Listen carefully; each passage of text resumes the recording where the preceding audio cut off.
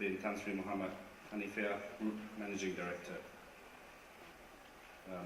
Board of Governors, academic staff, and most important, pupils. Good morning, everyone.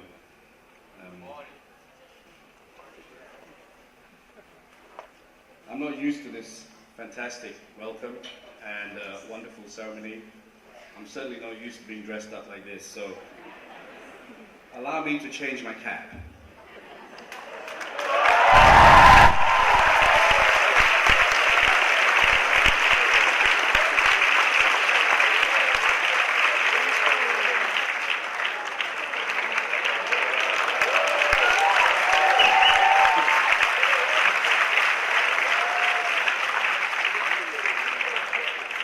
I'm thrilled about such a fantastic welcome. I really didn't know what to expect. I met Tan Sri, came to my office. He had lots of difficulty getting to see me. And when I met him and his team, I was blown away by the passion to educate, the passion to be more, the passion to give back to all of you a better education. And so I proudly accepted this doctorate. And when I drove in and I saw all my buntings up, generally I'm used to seeing my cabin crew up on buntings. It was a nice change. Thank you very much, MAHSA University, for allowing me to feel like a cabin crew in AirAsia.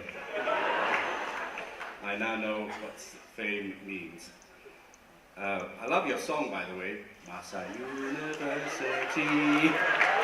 It's cool, it's good, it's different. And I think that's what attracts me to this school, and I hope that we have a tremendous association together. Also, thank you for making the gowns red. Very appropriate, good color, and wise choice, Chancellor. Much better than blue. Anyway, I was supposed to talk for 5 minutes, and like AirAsia, I will be on time. Well, not always on time. Thank you very much to MAHSA University for giving me this wonderful honor and bestowing me a Doctor of Philosophy in Corporate Leadership. The speeches were fantastic and actually encapsulated a lot of my life. And I just want to say a few words, actually, as this is it's fantastic to hear that you're going to build a medical hospital here and a teaching hospital. It's great to see nurses. When I came out of my mother's womb, I was supposed to be a doctor. I had a stethoscope put around me because my father was a doctor. And from the moment I was born, I was supposed to be a doctor. And I never wanted to be a doctor. But I was just, my first toy was a doctor's set. My first girlfriend was a nurse. I am available, by the way. Not so old either. Younger than most of these guys here.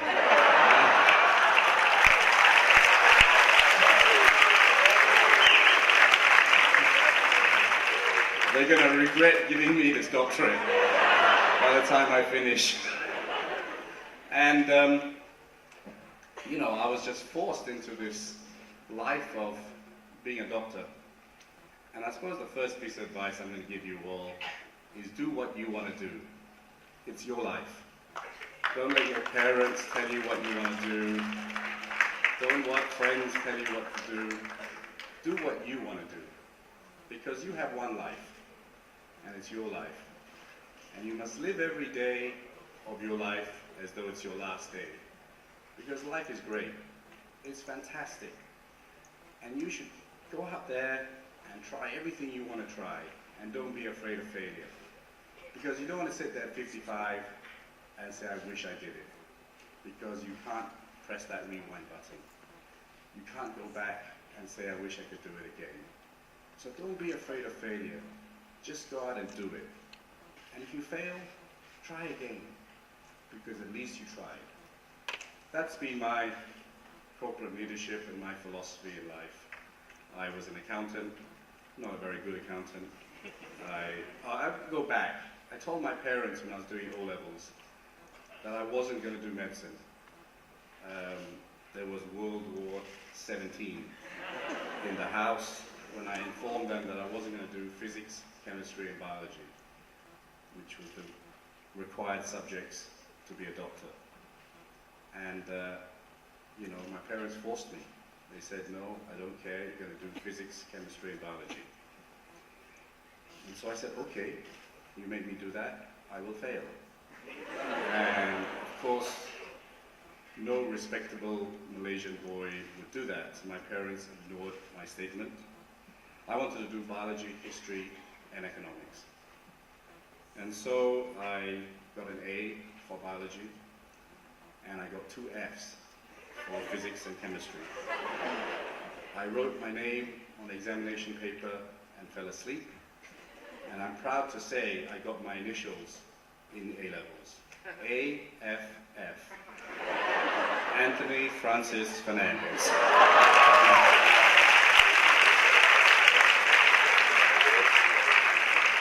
I think my parents learned the hard way, unfortunately my mother had passed away, that no one was going to tell me what to do. It was my life. And so I spent 2 years traveling around the world, and then came back and got a job as a waiter in the Cavendish Hotel in London, retook my A-levels, and got decent grades and went to the London School of Economics. Didn't know what I was going to do after I graduated, so became an accountant, which was the worst time of my life. But accountancy is something, numbers is something you can never run away from. So it was a fantastic qualification for me to have.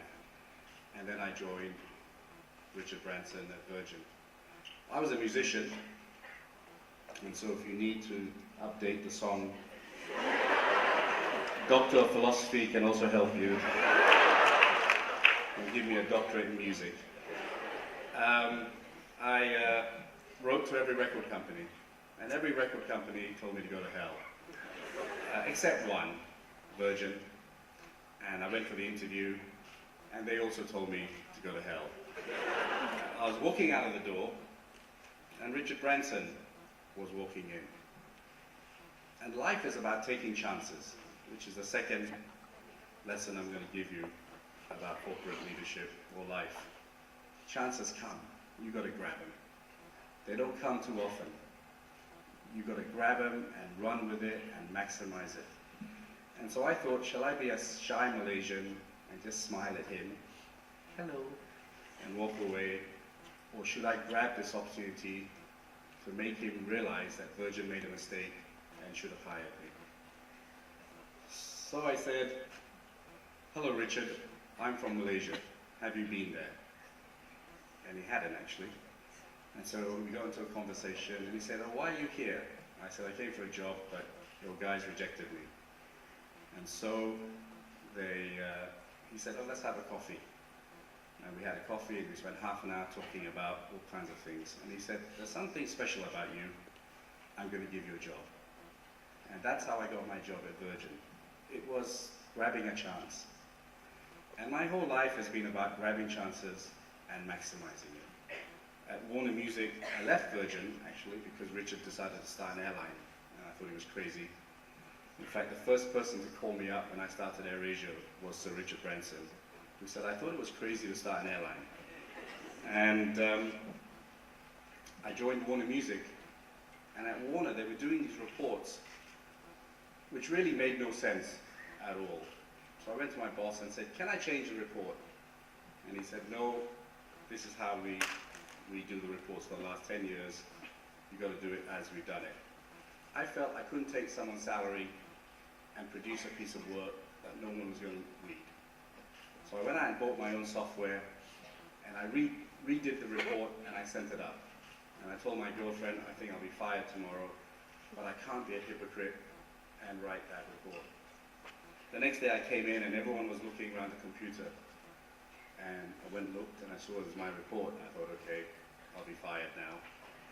And I said, why are you looking at my report? They said, well, the chairman said it's the best report he's ever seen in this company, and he wants to meet you. And so I I went up to see the chairman. He fell in love with me, and he said, why don't you go back to Malaysia and be general manager of Warner Music Malaysia? And I was 27 years old, and I didn't ask the salary, I didn't ask anything. It was another chance, and I grabbed it. And I had 12 amazing years in Warner Music. I was the Dangdut King, I was the Nasheed King with Raihan, and I created Sheila Majid and Zainal Abidin and all those problematic artists in the world. But I had a fantastic 12 years, and it was all from that one report. And then I got tired of Americans telling me what to do, and so I decided to resign. I didn't want to be a hypocrite and just take someone's salary and criticize it. So I resigned. I left New York.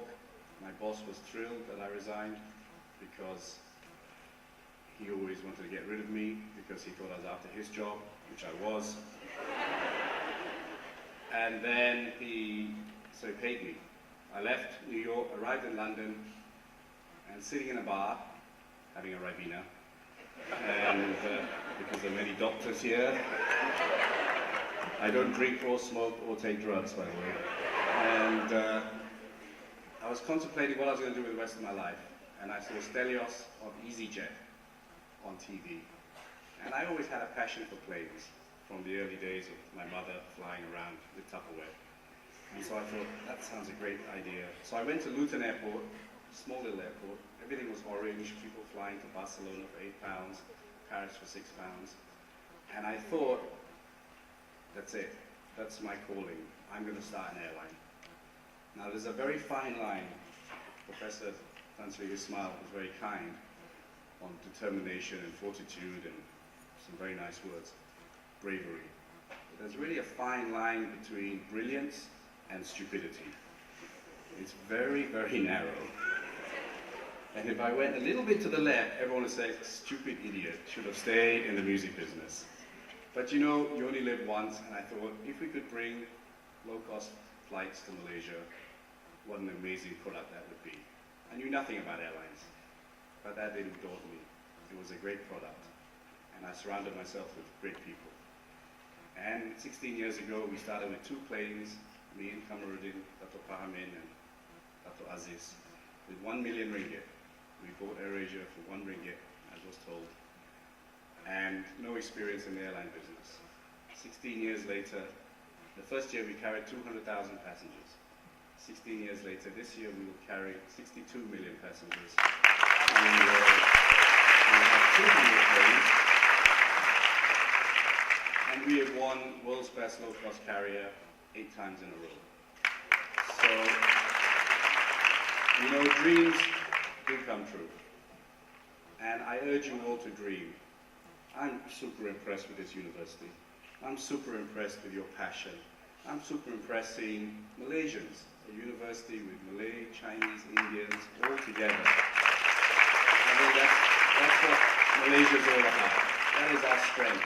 Never lose our wonderful brand, which is our multiculturalism. That is the biggest strength Malaysia has, and we should celebrate it every second of the day. It was the first thing I noticed when I came to this university. And I applaud all of you, especially everyone sitting up here, for being brave and trying to make a difference. And being brave by building a teaching hospital here and hopefully teaching doctors who want to be doctors and not forced by their parents. I congratulate everyone here at MAHSA University for really being brave, doing more, and being more. Words are easy, ladies and gentlemen. The difference between cream and just normal milk is doing. And I applaud MAHSA University for doing. This is my first time here, and it certainly won't be my last time. I'm very, very proud of being here. So, I think I've gone more than 5 minutes, and but it's my doctorate, so I'm running over time. I want to thank you all. I hope to get to meet all of you at some stage over the next few hours, and I'm sure I'll be back over and over again, because I love the energy here. I love the warmth, I love the passion. Money can't buy those three qualities. And I sit in front, I want to finish on a little story. I see a very, very old friend of mine here, a lawyer, Logan. And you have two chances in life. Logan is a brilliant lawyer. And when we bought AirAsia, we had no money for a lawyer. And so someone said, you have to meet this guy Logan, he's brilliant. And you may be able to cut a deal with him. And we went to his office, and it was very impressive, with lots of law books. Me and Cameron had never been to a law office. And we said, Logan, could you be our lawyer? And he said, yes, I like your energy. And I said, Logan, can we give you shares instead of paying for you because we don't have much money? He said, no, I don't like you that much. Pay me in cash. But he's been a brilliant lawyer and a brilliant friend. And I think that's one of the great things about AirAsia is that whoever we've worked with has grown with us for 16 years. And AirAsia is a culmination of an amazing group of people. I am blessed by the Logans of the world that have helped AirAsia grow from nothing to what it is. By my fantastic staff here, you know, and please meet Faz, who is head of talent. Her job is to get the very best out of our staff. And I'm so proud of what we've achieved. We've taken boys who were dispatch boys, who are pilots, people who are in the call center, who have become pilots, people in the storeroom that have now become CEOs. Everyone's got great talent. My job is to turn a raw diamond into a diamond. And I hope many in MAHSA University will join us in our quest to take over the aviation world. I suppose I can't leave without one thing. As you know, we're flying to Hawaii very soon. If someone with something red runs up to this stage, they'll get a free ticket to Hawaii.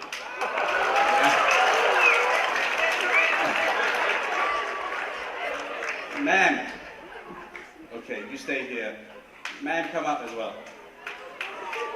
Come up as well. Not you, sorry, the lady behind. Sit down first, guys. Okay, stand there, stand there, stand there.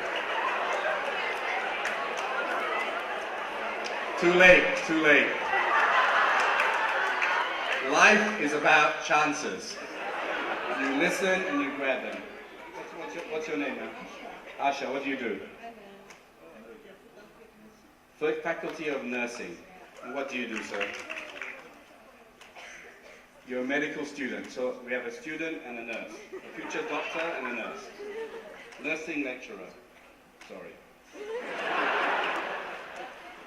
So, would you like to go to Hawaii? Would you like to go to Hawaii? Would you like to go together?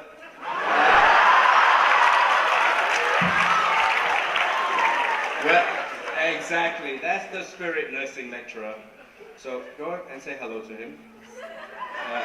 So she wants to hug you. Speak to Benji, and the two of you can be on our first flight to Hawaii.